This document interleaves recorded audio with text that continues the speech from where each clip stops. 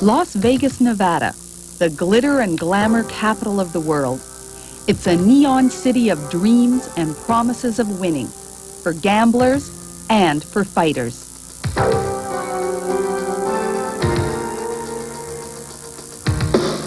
When you think of big fights in Vegas, you think of Caesar's Palace. This is the pinnacle for most boxers. And it was here this past weekend that a kid from Vancouver, Michael Olajide, had the biggest fight of his life. It was just a year and a half ago that Michael Olajide was trying to fight his way out of obscurity in Vancouver. Trained and managed by his father, Michael Sr., Olajide never really got the respect and attention here that he thought he deserved, even after he won the Canadian middleweight title. His proud and sometimes obstinate father had constant run-ins with the Boxing Commission and other managers and promoters. People doubted the father's ability to judge his son's talent. I think Michael Olajide is in a dream world. I think he's a nice kid, but I think he's fueled by his father's dreams. His father never made it, and he thinks his kid's going to beat Marvin Hagler in a year, which is just, you know, a stupid statement. So the Olajides went to New York, hooked up with Madison Square Gardens and NBC, and things started happening. They have invested a lot of time and money in us, but we have invested, you know, more. We've invested our whole lives in this, and it's paying off. I didn't expect to be back this early. Michael is flashy and smart and articulate, the type of boxer that's a promoter's dream. He appealed to more than just the hardcore boxing fans, and he kept winning fights.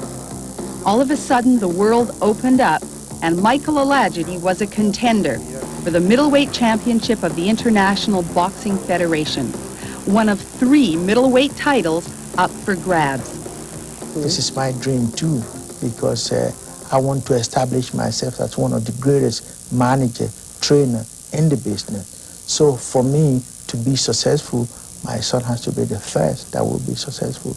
That means a lot to me. Mike, you say it anyway. Tilt this back a touch because we're getting a bad shadow and not seeing your eyes at all.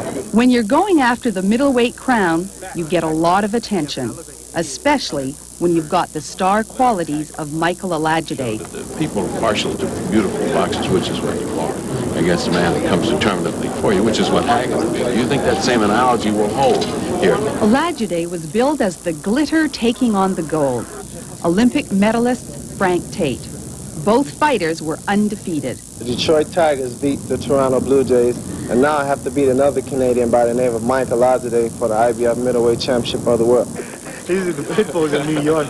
Although critics called him a dandy and fancy pants, Olajide was being touted as the next biggest thing in boxing, a fighter with the talent and charisma of a Muhammad Ali. You're going to need security right now. In the boxing world, Michael is a very marketable product, but he's also just a kid from a middle-class background. His family doesn't share his world, but they share his aspirations. I'm not a boxing fan actually, but this here is my son. So first and foremost, I'm interested in his well-being. And then you support your children if they're doing something decent. I'm probably more scared. When I see him go into the ring, I'm like, oh my God. I feel like I'm there, you know. It's like being in the ring at the same time.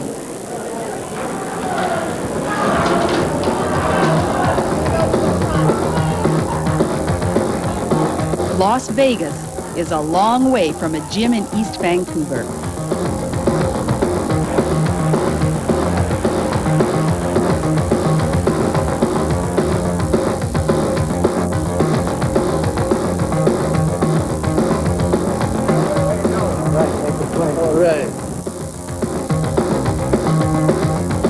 Silk flags will fly high on my championship. Thank you.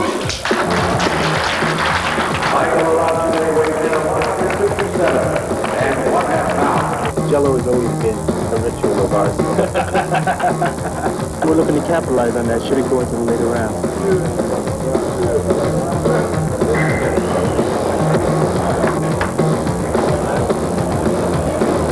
He's going to need it if he pushes it. Now the odds makers here in Las Vegas have established Olajide as an overwhelming 2-to-1 favorite. But for all the hype and the hope, what it finally comes down to is two guys slugging it out in the ring, and only one of them wins. Ladies and gentlemen, here is the glitter, the undefeated Michael the Silk Olajide.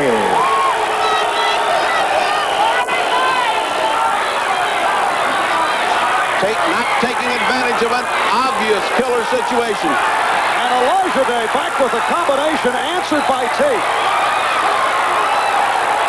Olajide lands. What an exchange. Come on, Michael!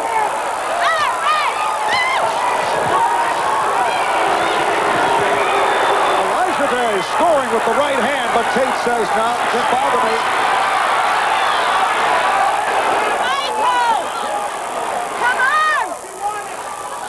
Spectacular round.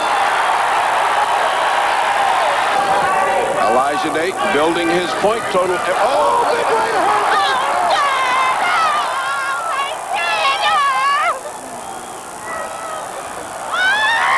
He wanted every second between rounds for the recovery. He has nothing left in his head. He's all over. And down goes Olajide.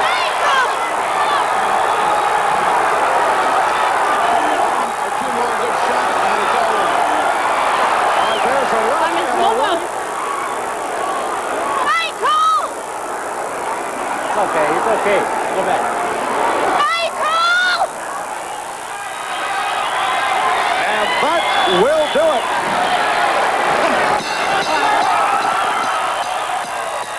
it. Instead of instant fame and lots of money, Michael Olajide found out for the first time what it feels like to be a loser.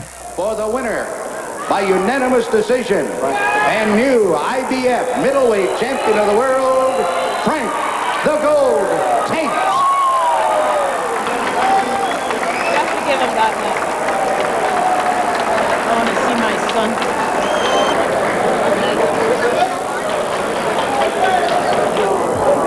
It's okay. It's okay. You know, it goes with the territory, kid.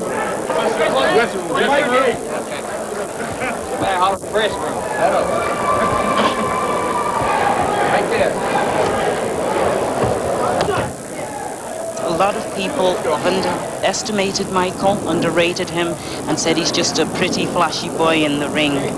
Michael is not a pansy by any means, and he fought a good fight today. He was knocked down, and he came back, and he stayed up the 15 rounds. You still did a hell of a job, kid. I'm proud of you. But at least he didn't knock you out. Of course, it is an extremely disappointing day for me. I thought the performance could have been a lot better, but hey, I can't take anything away from Frank. He fought a beautiful fight. I started to sleepwalk in the late rounds. He caught me with a beautiful right hand. I think he caught it over my left hand. I really didn't see it. I just take my hat off to him.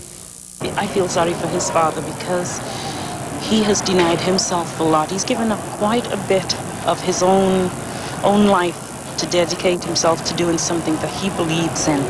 And all I can say is they've done a hell of a job because they started with absolutely nothing, no support, no belief in them in Canada. Believe me, this is not Michael Olajide Jr. Anybody who have seen Michael Olajide fight before will know this is not Michael Olajide Jr. His hand doesn't come out. He does not throw his punches. This is not the machine that everybody knows Michael Olajide to be. Well, I think it's quite a considerable setback. This is an extremely big disappointment for me. I mean, we had plans for a lot of big things, and I really can't express the disappointment I feel right now. Olajide's father says he lost because he was overtrained. He left everything he had in the gym. But you have to wonder if he was overtrained or overconfident. Before the fight, all the momentum and publicity seemed to be going Olajide's way. He was convinced he was going to step out of the ring as the champ. Now he has to face the question, is there more hype than punch to Michael Olajide? It takes more than glitter to get the gold.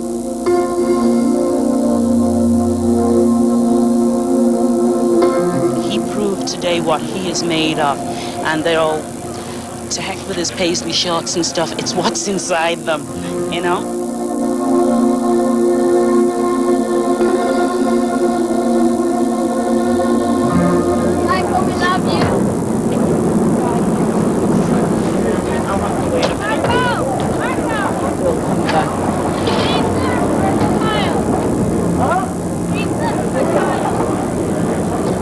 Olajide went to school at Caesar's Palace. It was the hardest lesson of his life. And if he gets another title shot, Michael Olajide will have to do more than glitter. He'll have to shine. For Pacific Report, I'm Marlene Trotter at Caesar's Palace in Las Vegas. Pacific Report will return right after we take this break.